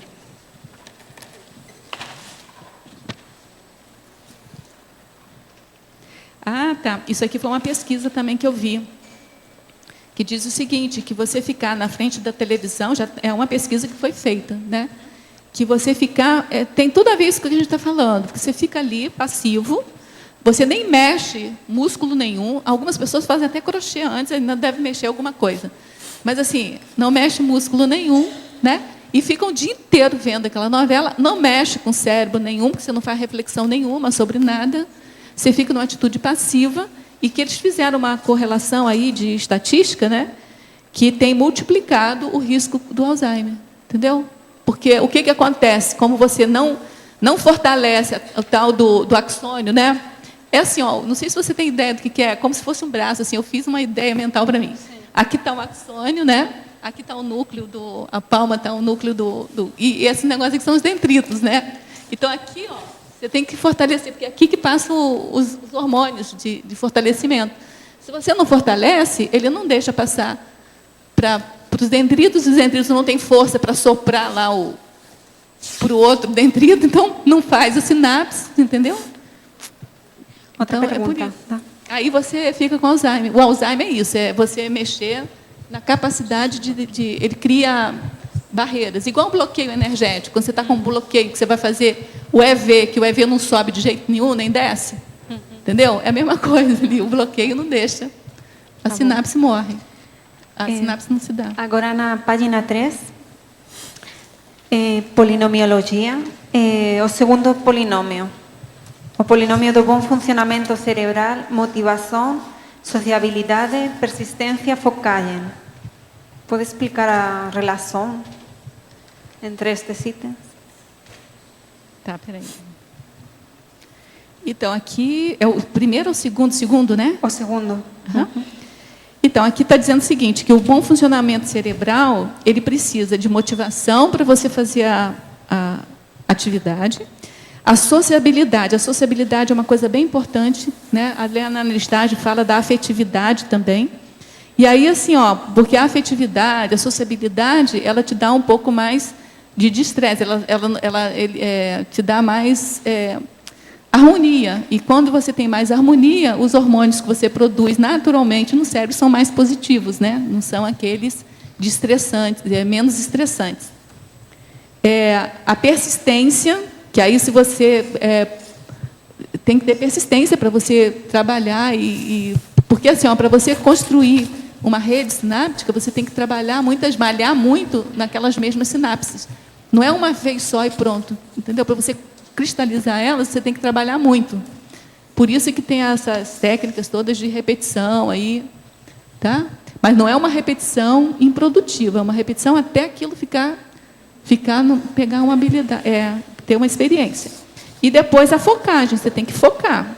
Então, assim, esses 4 elementos aí, olha, motivação, sociabilidade, persistência e focagem é que vão te possibilitar a prolongar o bom funcionamento cerebral, apesar do envelhecimento. Entendeu? Então, não adianta a gente ter medo do envelhecimento, entendeu? Tem que enfrentar ele. Rosa? Oi. Aqui no A atrás, a sua aluna, tem um erro de digitação. Onde? Na fatologia, na 5ª linha de baixo para cima. O DO? DO, Isso, a gente já viu. Obrigada. É porque deu o cérebro. Rosa, aqui no ar. Aqui na página 5, na argumentologia, na profilaxia, sim, você colocou aqui no item 4 a questão dos antitóxicos, né, que seria aí a parte do estresse químico. Você não acha que valeria a pena incluir aqui nessa listagem também a questão do estresse mecânico no cérebro? O quê? O estresse mecânico, esses pequenos traumas que as pessoas têm com a cabeça, que o acúmulo disso com o tempo começam a gerar um déficit, né, um déficit cognitivo significativo, às vezes, depois da meia-idade. Por exemplo, isso são coisas evitáveis. Eu entendi que você está dizendo providência, tem coisa que não está no controle da gente, bater a cabeça e tal, às vezes acontece. Mas assim, tem certas coisas que podem ser evitadas, né? Por exemplo, eu vi um artigo esses tempos... Traumatismo, né, que você está falando? Mas traumatismo, mas traumatismo é evitável, são evitáveis. Mas aí seria eu botar em outro item, né? Não esse... Mais um item, né? Mais um item. Mais um item, tá. Só para complementar isso, eu vi um artigo esses tempos... Só um instante, você pode passar para mim por escrito depois? Passo. Tá bom, obrigada. Um artigo estava falando dos jogadores de futebol americano. Na Liga Americana Profissional, eles colocaram um teste, depois de cada jogo, de jogadores que tiveram, claro, choques muito fortes durante os jogos, eles fazem um teste cognitivo para ver se o choque não gerou algum tipo de microtrauma. Né? E os jogadores são alertados. Se eles tiverem um microtrauma na mesma região, isso pode dar uma síndrome lá, talvez até para você colocar até na síndrome aqui. Tá. É uma síndrome do retrauma que eles chamam. Se você bater a cabeça no mesmo lugar 2 vezes, né, isso tem uma chance muito grande de você ter problemas mais sérios cognitivos depois da meia-idade. Eu quero botar isso, por quê? Porque tem direto a ver com a minha vida também. Porque assim, eu estou fazendo esse verbete, gente, com todo o egoísmo possível para a minha próxima vida. Porque assim, nessa vida, você sabe que eu fui capaz de dar salto mortal na praia diversas vezes. Sabe o que é isso? Sair correndo, virar e cair de pé de novo. Com toda a paralisia infantil que eu tive. Então, assim, eu era risco maníaca, né? Entendeu? Eu pulava da ponte, pulava da pedra na água, essas coisas. A hora que bate os pés na areia, seu cérebro vai para baixo. Mas aí eu ia para a onda, né? A onda quebrava assim, eu não tinha tanto impacto, a minha sorte. Mas mesmo assim, eu não sei se essa coisa da minha coluna aqui, da cervical, da paralisia mesmo ou se é dessas coisas. Hoje já estão fazendo uma derivação da esteira aeróbica para a pessoa não bater o pé no chão. Você já viu que é aquela aqui, tipo bicicleta, que a pessoa fica assim. Aí ela não bate, para não ter o trauma. Então eu quero tudo que me alerte para a próxima, eu quero, entendeu?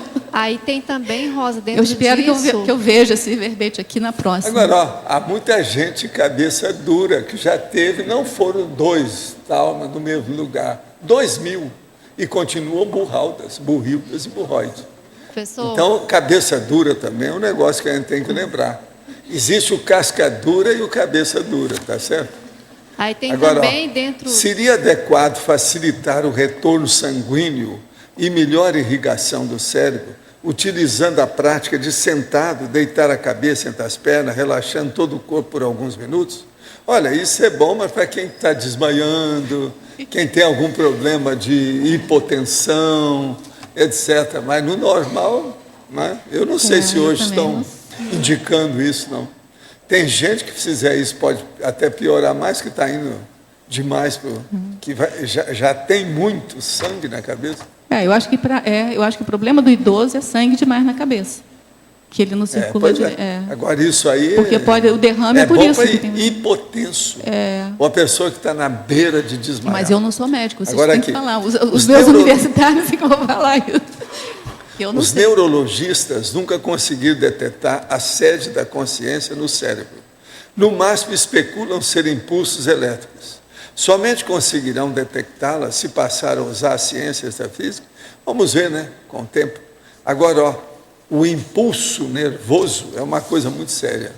Pense bem no impulso nervoso, né? Isso já faz a pessoa pensar um pouco. Impulso nervoso. Agora, uma coisa que eu acho que faz muita importância, eu sei porque eu não posso fazer muito exercício físico, assim, de andar, por causa de todo o processo meu muscular, né? Mas, assim, uma coisa que eu não deixo de fazer, que o senhor fala sempre para a gente fazer, eu faço uma variação, né, do que o senhor indica fazer, é a respiração, exercício de respiração. É impressionante como muda a questão cerebral da gente. Não, o problema é ver como é o processo pulmonar. Se a sua expansão é boa ou não é. O problema é esse. Mas, assim, eu aprendi até fazendo um livro que a Cris me Eu, por exemplo, eu queria arranjar aquele aparelho da pessoa soprar. Mas é que tem que arranjar aquele bico, bocal, tudo diferente, porque cada pessoa muda. Senão pega até Alzheimer. Mas eu queria trazer isso para o CAEC, para todo mundo soprar, para a gente ver como é que estão seus pulmões. Mas o isso é muito importante, a expansão pulmonar. Mas o senhor indica aquela de descendo ali Não, eu indico a pessoa sair daqui, no caminho da lógica, ela fazer bastante exercício. Isso. Agora, o exercício é o seguinte, os dois braços para trás, para fundo, lá embaixo, chupar o ar e depois soltar tudo de novo, do mesmo jeito. Agora, fazer isso algumas vezes até lá embaixo. Tem 200 metros aí para ela andar. Isso aí ajuda. Eu faço. Outra coisa, ela chega lá, vai ter mais processo de circulação cerebral, ela vai entender o que a gente falar, ou vai entender o que está escrito no dicionário, porque senão ela chega lá não adianta nada. É preciso ter um sorriso na hora que entra, que é o que a gente pede para a pessoa, dar um sorriso. Mas o sorriso só não ajuda a cabeça. Agora, uma outra variação, porque esse exercício, eu às vezes abria o holociclo, ia lá para fora e fazia. Mas eu tenho que ter cuidado na hora de fazer esse movimento, porque você com o computador, com isso, com aquilo outro, não dá muito para fazer. Mas tem um outro que normalmente, assim, era hábito já meu, descer não precisa de ser uma coisa extrema, não. Não precisa. Mesmo a pequena já dá expansão pulmonar. Então, aí isso é que é importante. Agora, é bom mexer com os braços, porque ajudam o processo muscular, torácico, o músculo aqui. Mas a gente desce com o computador, peitorais, com bolsa, com isso ajuda. Entendeu? Agora, tem um outro que não precisa, é só com o nariz mesmo. Eu aprendi com um livro também que eu li. É fazer aquela respiração igual o cachorrinho, bem rapidinho, assim. Bem rapidinho, eu desço aquilo ali, tudinho fazendo aquilo ali. Existe uma outra coisa. Quando você chega lá embaixo, você está. Existe uma outra coisa que o povo esquece e que eles não recomendam, porque não veem, ou passa despercebido, ou não ligaram para o negócio. É esse negócio de carregar mochila, isso não dá certo. Vocês já me viram carregar alguma mochila na vida? Não. De um lado só eu não carrego de jeito nenhum. Tem que botar. Eu não faço isso nunca. Outra coisa, se você de pendura de um lado vai dar problema. Não dá. O processo de um lado só é impossível. Se você põe o negócio para trás, vai dar problema dentro da situação. Porque bate aqui, ó. Sabe como é que é? E nas costas. Na frente bate uma no outra estômago. coisa. Você sabe que a maioria das pessoas, depois de uma certa idade, tem dor nas costas, que ninguém sabe como cura e nem de que modo que apareceu. E dor nas costas é um fato. E outra coisa, é muito ruim isso para nós que procuramos ter vida intelectual, ter dor nas costas. Porque você fica 3 horas numa cadeira, daí a pouco começa. Você tem que levantar.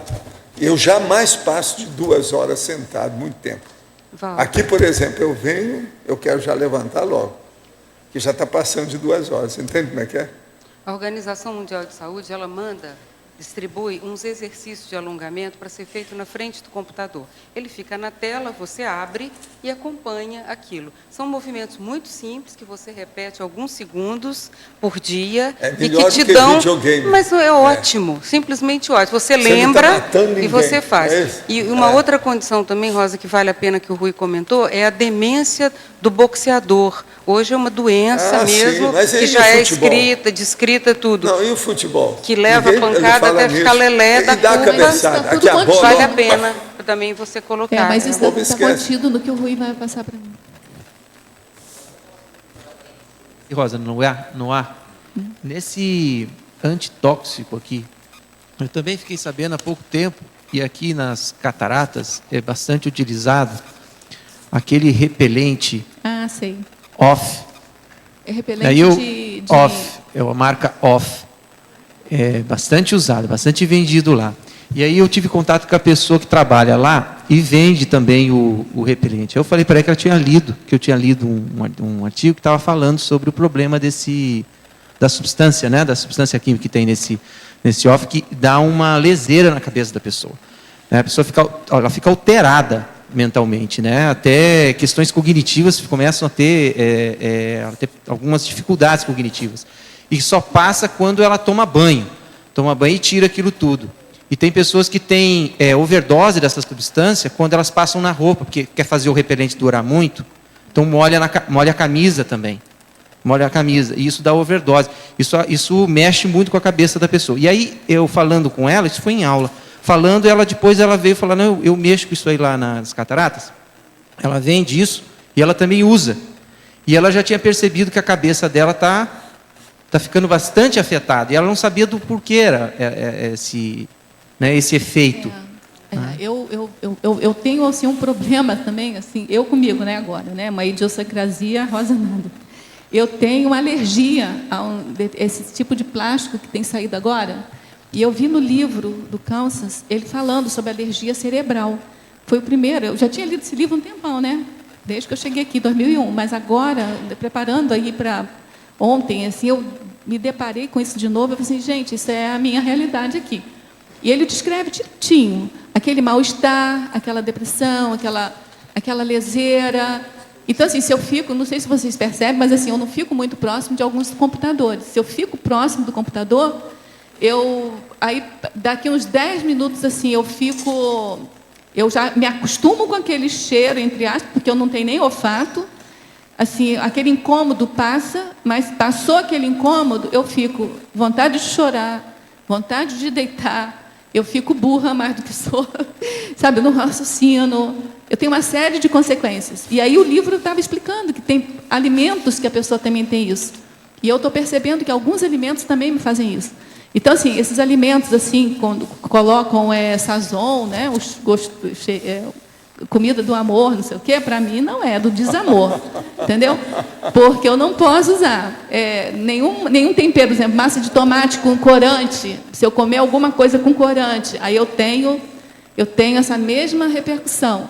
Então, você tem que ir cuidando. Tem um item aqui da linha aqui, da profilaxia, que é a reciclagem, né? A autorreciclagem, que é mais ou menos isso. Você tem que conhecer o teu corpo, aquilo que o professor Valdo falou. Às vezes você dá vontade de fazer um negócio, assim, eu tenho maior vontade, assim, eu tenho maior pique para fazer qualquer coisa, até brincar de pique mesmo, né? Só que eu não posso fazer. Então, eu não posso fazer. Isso, para mim, está sendo dificílimo. Os caras dão soco na parede. Como as paredes lá são de madeira ou de papelão, tudo fura, né? Para mim está sendo muito difícil isso, mas eu tenho que aprender a fazer. Agora, uma das coisas que eu tenho muito critério e medo não fazer. É tudo que diz respeito à pele, passar qualquer coisa na pele. Isso também eu não posso. Eu sempre combati isso. Agora, existe um processo muito sério, que é um negócio que eu aprendi ainda era rapazinho, antes de começar a estudar medicina. Teve um senhor que tinha muita experiência na área de medicina que falava: um supositório, injeção na veia é a mesma coisa.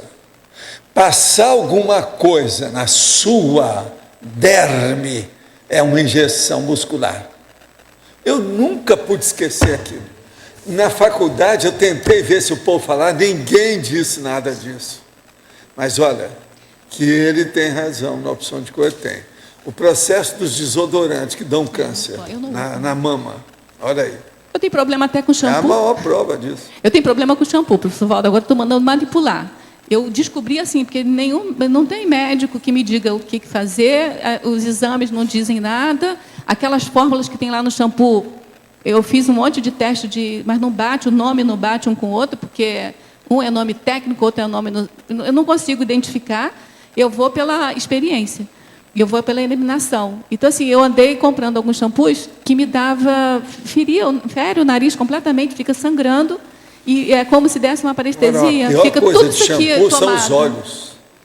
Aí, assim, você só passar pelo o shampoo na sobrancelha é um dos grandes problemas que a gente tem na vida.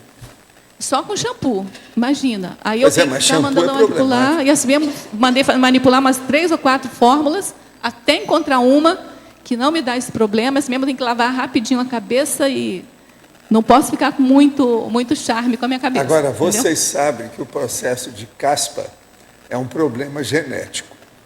Então, uma pessoa, por exemplo, que tem caspa na sobrancelha, ela vai passar shampoo para melhorar o negócio, mesmo que seja esse anticaspa, é um problema por causa dos olhos. Se não tiver cuidado, vai tudo para os olhos. E outra coisa, às vezes a pessoa tem, o critério de passar o shampoo sem ele virar espuma, mas ele puro, passa. Aí, se vai no olho também, cria um problemão. Então, shampoo é problemático. Agora, uma das coisas mais sérias que eu vejo é justamente os olhos. Tem que observar isso aí. Eu, por exemplo, na minha vida inteira, eu procurei estudar demais que shampoo que eu ia usar. Olhei para todo lado, até que descobri um canadense, que é o que eu uso há muitos anos, é do Canadá. E outra coisa, uso profissional, que é o que a turma usa, que eu estudei com médicos dos Estados Unidos sobre o negócio e tal, muito sério. Por quê? Você tem que usar sabonete, não tem jeito. E em cabelo, shampoo é melhor do que sabão. Né? Sabonete eu tenho um só que eu estou usando e que não dá nenhum problema, eu estou usando. Agora aqui, tenho boa memória para números, fisionomias e ideias, mas tenho dificuldade de lembrar nomes, detalhes do conteúdo de artefatos saber, conversas e alguns fatos do cotidiano. Leio mais de 10 livros ao ano e nos últimos 2 anos do mestrado li mais de 200 artigos. Porém, não consegui sentir melhoria. Qual a sugestão para melhorar esse tipo de memória? Olha, aí tem que ver essas drogas que às vezes ajudam. Por exemplo, o ginkgo biloba, o Tanacan. Mas é preciso disso, o médico ver se você pode. Porque senão você vai tomar o Tanacan, ele vai influir nos remédios que você toma, devido à interatividade medicamentosa. É preciso olhar isso com calma. Mas o caso aqui, isso aí está começando a ter hipomnésia. Começa desse jeito que você está mostrando. Isso é típico. Eu, às vezes, tenho esse processo do jeitinho que você está falando aí. Agora, a gente tem dificuldade, primeiro, com a memória nominativa. O EV ajuda a mexer com o cérebro, ajuda também a evitar seu envelhecimento. Quanto mais EV, mais o cérebro atua, aí depende, né? Porque tem gente que mexe com EV e depois só vai nadar, né? Então, o cérebro... Falar nisso, professor, eu tenho uma pergunta para o senhor. Vem na minha cabeça, assim, o ectoplasma neuronial, o neuroectoplasma, ele sai da bainha de mielina ou sai de outro lugar? Eu não sei, na minha cabeça. Filho. O processo todo você tem que notar que ele sai do núcleo de alguma coisa. Então pode da ser maior intimidade é que sai, mas a parte de fora. Não entendi. Você olha o que é o mais interno, íntimo do processo, e vê a parte de fora que fica ali. Então, por exemplo, aí no caso, se tem o processo da mielina, seria mais a mielina. É a mielina, né? Porque veio isso na minha cabeça, assim, de repente... Nada disso está assegurado, preciso fazer muita experiência ainda. Estava conversando e quando entrei em determinado assunto, o meu corono chakra ativou. Senti queimar as contrações. Agora, ao lembrar o assunto, sinto a mesma sensação no chakra. Por onde posso iniciar a pesquisa para entender o porquê da repercussão do assunto no chakra? Olha, é anotar e ver as sensações da sua sinalética. Isso aí é um processo sinalético, tem que estudar mais. Agora, para você, poderia aprofundar o anti-envelhecimento cerebral relacionando-o com o cérebro físico utilizado pelos serenões, inferindo sobre as limitações e facilitações no seu uso. Isso é com você que é serenona, eu não sei. Ele está perguntando, anti-envelhecimento? É com você. O que a gente sabe, assim, até já estudei, né, bastante sobre serenão, mas não entendo ainda muito, não. Mas um dia eu vou chegar lá. Essa é a minha esperança. A gente tem informação pelo professor Valdo, pela teoria que ele já escreveu aí no Homo sapiens pacífico, que o serenão seria aquele que utiliza 100% do cérebro. Então, isso, a impressão que me dá é que ele mantém aí, apesar do envelhecimento, porque o envelhecimento das fibras é inexorável, né? O corpo vai um dia morrer mesmo. Então, ele vai, no processo para a morte, para a dessoma, ele vai enfraquecendo, né? Então, assim, mas ele, com certeza, ele não vai perder a vivacidade. Existe uma elucubração, uma hipótese tentativa.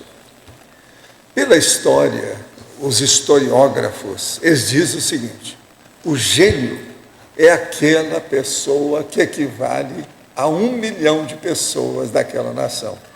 Esse é um gênio, tá certo?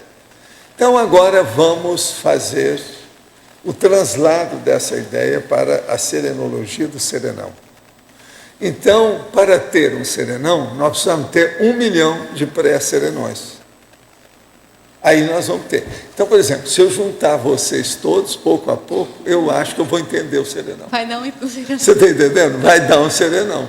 Então, o processo agora é juntar 1 milhão para a gente chegar no processo da genialidade. Agora, o que você acha da minha hipótese? Não é o caso para se estudar?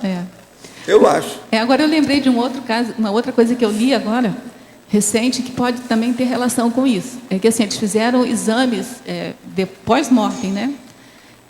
E viram que pessoas que estavam com Alzheimer e não apresentavam os sintomas do Alzheimer, eles estavam com o cérebro bem ainda grande ainda, eles não estavam bem atrofiados. Porque a gente vendo a fotografia, né?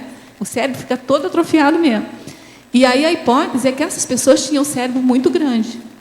Entendeu? E mesmo com a atrofia não foi o suficiente para aniquilar aí a condição dele. Aí o serenão deve ter um cerebrão aí. Vamos com calma. Isso não, aí não é verdade, não procede. Pelo seguinte, nos estudos meus de neurologia, aquela coisa toda, uma pessoa que tem cérebro grande, ela pode ter tido uma hidrocefalia cheia de água. Eu tratei de um monte de gente assim.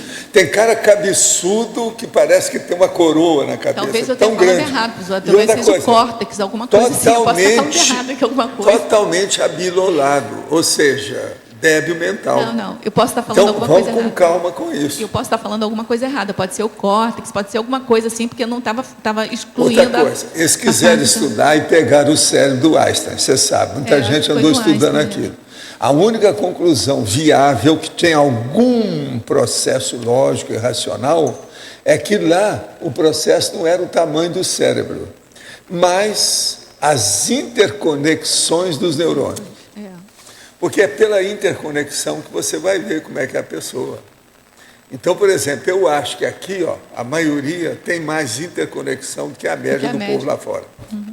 Mas eu acho que a lógica é essa. Isso é o básico. De tudo que eu estudei, o básico é esse. Agora, eu vejo isso muito antes de descobrir esse negócio do Einstein, porque eu recebi uma mensagem psicografada que falava nisso. Assim, o negócio são os links. E escreveu várias vezes na psicografia. Links. Estude isso, os links. Mas é isso também. Depois eles começaram a falar que são as interconexões. Então, glia, dendrito, tudo isso tem que chegar num ponto que vai entrar na sinapse. O negócio todo é esse. Mas o processo, então, de neurônio, ele até um certo ponto é secundário. Então, o tamanho do cérebro, essa coisa toda, tudo é secundário. Outra coisa, o cérebro do Einstein era dos pequenos, não era dos grandes. Entende? Era muito levinho. Então... Rosa, aqui no ar, para a patologia, a terceira linha de baixo para cima, que você fala os estudos avançados da paracerebrologia na Comunex Interlúdio. Aí eu gostaria de saber como foi o seu acesso a essas informações. Não, o meu acesso aqui foi da tertúlia. O professor Valdo sempre fala, meu acesso é restrito. Eu ainda não consegui o passaporte lá para... Mas o AIEC é um que estuda isso. Pois lá. é, o professor Valdo sempre fala que o AIEC faz O parte... outro que ajuda ele é o Espartano, às vezes, nas coisas. Agora, o Espartano, essa temporada, tem uma temporada que ele está trabalhando fora. Então, eu já tive notícia. Eu não recebo nenhuma notícia, nem pelo iPad deles. Mas, de vez em quando, eu fico sabendo uma coisa ou outra. Agora, de qualquer modo, olha, quando eu estava estudando o cérebro, que eu gosto muito de estudar cérebro, eu estava assim, ai, gente, tomara que seja isso aqui, assim, que eu possa fazer, sei lá, ser varredora lá da Interlúdio, alguma coisa do laboratório lá quando eu somar, né? Então, assim, eu estou querendo ver se eu vou ter, assim, sabe, vou me candidatar lá, alguma coisa lá desse laboratório aí. Rosa. Oi. Aqui no B, Cristiane. Você acha que, com relação à alergia, né, que a gente estava comentando aí, o assunto anterior, você acha que o aumento dos elementos que podem desencadear alergia na gente tem relação com o desenvolvimento da sensibilidade parapsíquica? Eu acho que tem sim, mas tem também com outras questões fisiológicas. No meu caso, eu já estou estudando que, no meu caso, tem relação com a questão da pós-pólio também, porque a pessoa de pós-pólio ela fica muito mais sensível do que as outras, do ponto de vista fisiológico. Tá certo? Certo. Só que eu acho que a questão do parapsiquismo também, porque só de você pensar aí a questão da sinalética parapsíquica, que você começa a se predispor a perceber tudo que está em volta, você começa a perceber até a parte física mesmo, entendeu? Agora, a alergia é uma questão de acúmulo também, né? À medida que a pessoa vai ficando com mais idade, vai acumulando mais. Então, assim, eu hoje, olhando para trás, a minha própria poliomielite, eu faço uma hipótese, porque na época que eu tive, eu tinha 1 ano, e meu pai e minha mãe estavam reformando a casa. E eu tenho alergia à poeira e a cimento. Então, eu fiquei vulnerável, entendeu? Para mim, eu acho que não foi nada marcado de destino, eu acho que foi um acidente de percurso. E aí, assim, ó, de lá para cá, eu enfrentava poeira, enfrentava cimento, não tinha problema nenhum. Eu só fui ter problema mais sério agora. Depois que eu vim morar na minha casa aqui, que a casa era nova, eu comecei a ter. Porque justamente a idade, né? E aqui tem muito agrotóxico também, na época da soja. Então, assim, eu comecei a ter aqui. Tem muita relação também com o período que você está passando intimamente, e o processo da imunidade sua. Você veja bem, esses dias teve um negócio aqui, lá no restaurante, e então falaram para eu não ir, mas demorou, eu fui lá. Não senti nada. A Mabel, que estava comigo, a gente estava discutindo, saiu de lá, ela teve alergia o dia inteiro, com coriza. Eu não tive nada. Eu estou com minha garganta, meu trato, assim, todo tomado de como se tivesse uma laringite muito forte. A gente está tendo aula lá do lado, né? Pois é, lá, e ontem eu tive a manhã inteira lá. Eu fui ao Salão Verde, fiquei lá uma temporada, estava discutindo as coisas com o Djalma e a Grace. Não senti nada. Então eu digo para você, eu que sou um cara mais sensível, por causa da minha idade, essa coisa toda, como é que é? É o período. Então, a minha boca está igual como se eu tivesse tomado café muito quente. Está toda ela assim. Veja, eu não senti nada disso. Mas eu não sinto o cheiro, né, professor Valdo? Então, eu não sei me defender. Então, assim, eu só sei que me fez mal depois que me faz mal. Porque vocês que são normais, assim, vocês chegam no ambiente e sabem se está cheirando ou não. Eu não, só sei que vai me fazer mal quando já me fez mal, entendeu? Agora aqui, ó. Gostaria de saber se nos seus estudos houve alguma informação relevante a respeito da fibromialgia, suas consequências e como preveni-la. Não, eu não tive nada. Você quer falar alguma coisa sobre isso? É bom.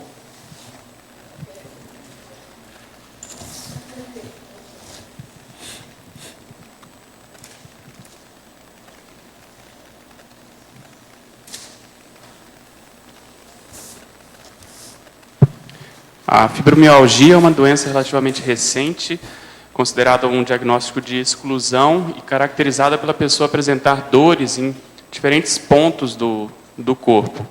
Então, basicamente é isso, uma doença que os neurologistas mais atuam, de vez em quando também os reumatologistas, e é principalmente caracterizada por isso. Ainda considera uma doença obscura e um diagnóstico de exclusão. Isso significa que para a pessoa ter esse diagnóstico, ela tem que excluir várias outras possibilidades de doenças. Então é isso, é caracterizado por esses pontos. As pesquisas atuais, até onde eu sei, param por aí. Não sei se mais alguém quiser complementar. É isso aí mesmo. Rosa, Cícero, bem. Eu tenho uma colocação com relação, por exemplo, ao anti-envelhecimento. Muitas pessoas, às vezes, não se conscientizam de que a vida está sendo mais longeva e tal, e não se preparam para isso. Talvez ficaria aí fica uma sugestão, talvez para acrescentar na própria profilaxia, algo nesse sentido, de uma conscientização maior quanto à longevidade. Você chegou a colocar nesse Você viu ponto? aí na folha 6, no último parágrafo aí, longevidade? No contexto da biogerontologia, a meta para a consciência é aumentar a longevidade ativa, livre de restrições e de dependências funcionais. A condição essencial para se viver mais e melhor e com melhor qualidade de vida é planejar o envelhecimento. É mais ou menos isso. É mais ou menos isso. É para a pessoa ter consciência, né, de que ela tem que planejar desde jovem, né? Não adianta. Sabe? E ter, não só o planejamento nesse sentido de fazer assim, que mas a postura mental. Eu estava mais colocando nesse sentido, da pessoa manter uma postura mental favorável a uma vida mais longeva. Nesse sentido. Tá? Mas eu acho que está ok nesse sentido. Agora, eu chamo a atenção de vocês que a professora Rosa estudou 12 ciências aqui e colocou na listagem da interdisciplinologia. Tudo específicas e, vamos dizer, com aproximações simples.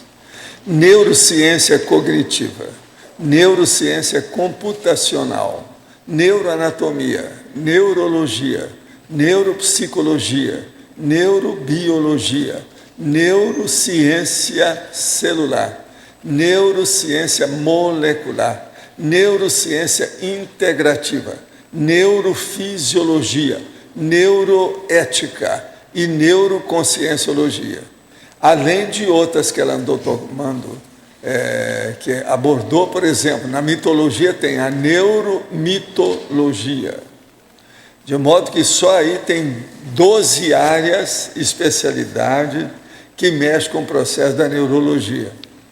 Hoje eles não estão gostando mais de falar em neurologia, eles falam neurociência. E neurocientista, quer dizer, arranjar um grau melhor para a situação. Mas isso eu acho que é a base do processo de envelhecimento, é estudar isso aí. Agora, preciso estudar agora a neuronanotecnologia. Tá certo? Essa eu estou esperando para ver o que vai dar. Está faltando aqui. Professor, dá tempo de fazer mais uma pergunta ainda? Aqui na B. Dá tempo?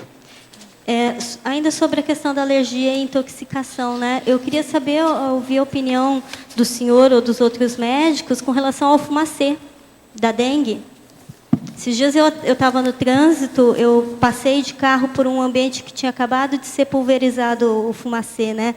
Eu passei muito mal, essa sensação aí de some, dá branco, trava, tranca. É uma economia de males? É necessário? Olha, o melhor aqui em Foz é quando eles estiverem julgando agrotóxicos na plantação de soja, é bom a pessoa não sair muito para esses lugares. Eu condeno, desde que eu cheguei para cá, faz 16 anos, esse processo de ter plantação de soja dentro do perímetro urbano. Eles têm que acabar com isso. Mas, você andando aqui um pouco, tem uma das maiores plantações. Quando tem isso, eu não saio de casa. E o fumacê da dengue? Eu saio com o carro fechado, com o ar-condicionado lá dentro. Porque isso aí é terrível, porque o vento traz de lá para cá, aqui sopra muito o vento de lá para cá. Então você sente direitinho que tem alguma coisa. Não precisa nem de me falar que eu sei quando tem agrotóxico. Entende? Porque aqui praticamente não tem poluição, você vive no meio do mato. É zero partícula no ar, a maior parte do tempo. Piora as coisas aqui, justamente, é quando tem agrotóxico. E quando cortam a soja também. Que aí, quando cortam, vem aquela fuligem, assim, ó. Sei, mas o processo mais fumacê da sério dengue mesmo é a é o mesma agrotóxico coisa. na soja. O fumacê da dengue é a mesma coisa, então. Fecha, se afasta. Melhor é evitar sair naquele lugar. Agora, o que é ruim aqui em Foz é isso que eu sempre falei. No perímetro urbano tem plantações de soja. Isso é um problema. E eles não sabem fazer a plantação sem agrotóxico. A maioria aí não faz porque tem interesse econômico financeiro, é um problemão isso aí. E outra coisa, Paraná e Santa Catarina já matou muita gente, até cantora aí, etc., e não adiantou nada. Fizeram muita repercussão disso, ficou por isso. Sai de falar nisso o tempo todo. Agora veja, as queimadas, eles ainda fazem queimada até hoje no Brasil, por aqui, por todo lado. Eu vejo o povo combater a queimada desde que eu era criança. Faz 70 anos. E aí continua do mesmo jeito, queimada do mesmo jeito. Quer dizer, a natureza humana é fogo. Se tem um interesse qualquer, se o negócio é particular, o negócio pode afetar a coletividade. E a coisa é feita intramuros, pequena, só aquela pessoa, não aparece muito. Isso aí é um problemão. Agora, Rosa, eu quero te falar que foi muito bom o seu verbete. Estou esperando agora os seus livros, a Mega Gescom, sua obra-prima. Sabe, nós todos estamos esperando, eu, a Adriana, o Antônio, a Dulce, a turma toda, a outra Rosa, você está entendendo, Ramalho, que está ali. Nós todos estamos esperando essas obras-primas. E outra coisa também, a Socorro está aí de olho, para ver o que é que tem. De modo que, vamos ver o próximo passo seu. Os nossos comerciais, por favor. Obrigado. As pontuações de hoje: 102 assinaturas no livro de presença, 15 perguntas presenciais, 19 perguntas online, 42 votos presenciais e 14 votos online. Hoje teremos os recados da Virgínia sobre palestra online da Sinvex, o Júlio sobre a segunda semana da reeducação consciencial, a Marta sobre debate, reciclagens e proexes, a Cristina Aracaki sobre o simpósio de democracia direta e a Neida sobre o curso do professor Marcelo da Luz em Curitiba. Antes com vocês, o Fernando sobre o programa Amigos. Boa tarde a todos. O programa Amigos da Enciclopédia apoia o primeiro Congresso Internacional de Serenologia e o 9º Congresso Internacional de Inversão Existencial, que será promovida pelo ARAC e pela Sinvex. O Alessandro da Sinvex vai falar sobre o evento. Gostaria de convidar todos vocês a virem participar desse mega evento que visa a manutenção da Enciclopédia da Conscienciologia e a sedimentação do campus da Sinvex a partir da abertura do Laboratório Serenário. Vamos todos apoiar esse evento de 23 a 26 de junho de 2011. Contamos com a sua presença. Muito obrigado. Lembrando que 50% da renda líquida desse evento vai ser direcionada para a Enciclopédia da Conscienciologia. Boa tarde, pessoal. A Sinvex vai ter hoje às 15 horas a palestra online quinzenal. Hoje vamos ter a professora Kátia Aracaki com o tema Viagens Internacionais na Juventude.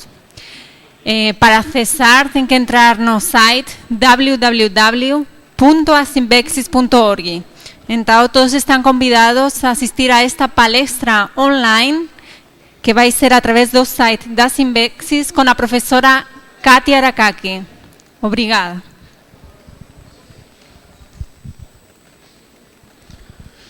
Boa tarde a todos. Eu gostaria de convidar novamente a todos aqui para a 5ª jornada de educação conscienciológica a ser realizada aqui no campus CAEC, nos dias 7 a 9 de outubro. Ainda estão abertas, foram prorrogadas a chamada de trabalhos até o dia 16 agora de maio. Então, quem tem algum achado ou alguma experiência, alguma vivência, alguma proposta na área de educação conscienciológica, está convidado a submeter o seu artigo para essa jornada. Venha compartilhar a sua experiência. Obrigado. Boa tarde a todos. O convite é para o debate que acontecerá aqui no CIAEC, das 15 às 17 horas, na sala 1. O tema é reciclagens e PROEX. Todos estão convidados. Boa tarde a todos. Eu queria trazer algumas reflexões para vocês. Quais os principais desafios para a consolidação do Conselho dos 500 na Cognópolis?